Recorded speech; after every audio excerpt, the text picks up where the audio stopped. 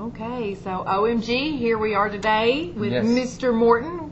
Gotten some bling on his new glasses. That's right, I got me some new shades. Aren't they nice? Got the stars going on and the sunglasses. Do you really think I look like Mr. Morton? I absolutely do, Mr. Morton. You look just like the man on the video. I think it's awesome. I think you should start telling us about subjects and predicates. So, like, what do you think makes me look like Mr. Morton? Oh, nothing really. Besides the glasses, I mean. You think it's the hair, don't you?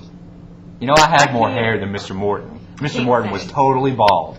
I am thinning. I can't say anything I am else. thinning.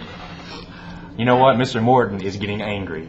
Mr. Morton is going to throw something. No, don't throw anything. All right. It was a compliment, Let's really. just move on. Let's move on. Okay. So, looking at your guided practice. Yes, the sheet. The sheet. Sentences consist of two basic parts, the subject and the predicate. Predicate. So we put them together. Oh, yeah. Yeah. And we have That's right. a subject and a The predicate. subject tells whom or what the sentence is about. Like in the example, in English class, the highlight of the day was the discussion of Davy Crockett. Or we could do like in language arts class, the highlight of the day is OMG. OMG show. Or just seeing us in general. Yeah. That's right. The predicate of a sentence tells something about the subject. Like for the example, the class read several tales about the adventurous frontiersman.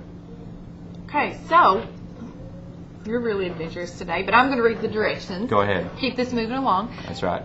Directions. Decide whether the underlined word or word group is the subject or the predicate. Right. S if the word is in the subject, or P if it's the predicate. That's right. So like in the examples we have the tall man could be a good example of a subject. A subject. So we have subject, and when you put the predicate with it, this could be our example of predicate. We have the tall man. Wait a second.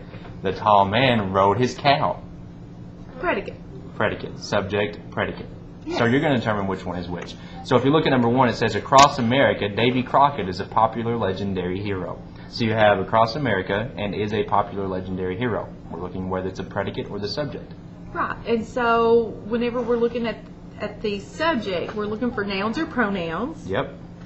And then we're looking for verbs for our predicate. So in this case, we have the verb is. Now remember, is and are verbs. Is a verb. Right. So we have a verb is and is a popular legendary hero. So of course it's going to be the predicate. So you're going to put a P there for predicate.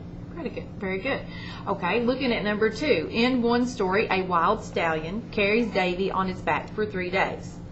Now, on that one, we have underlined a wild stallion. So, isn't that talking about the subject of the That's subject. sentence? It's telling what the subject does, and in this case carries Davy on his back. So since a wild stallion is actually performing the verb, then that's going to be our subject. Subject, great. Yeah. Number 3, this native of Tennessee died at the Battle of the Alamo. And in this case, you have this native of Tennessee is going to be our subject because our verb follows it, died at the Battle of the Alamo. So what's underlined is the subject. So you're going to write S. Great. That's very easy.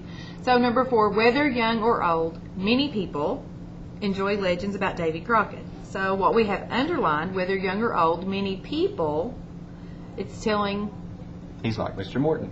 like Mr. Morton. Mr. Morton. Many people like Mr. enjoys- Morton. He only has one person though, right? Mr. Morton, one Yes. favorite person. Yeah. But whether young or old, many people would be S, the subject of our Yes. sentence. Just like Mr. Morton with the bling on the glasses. OMG, you're too cool. That's right, OMG.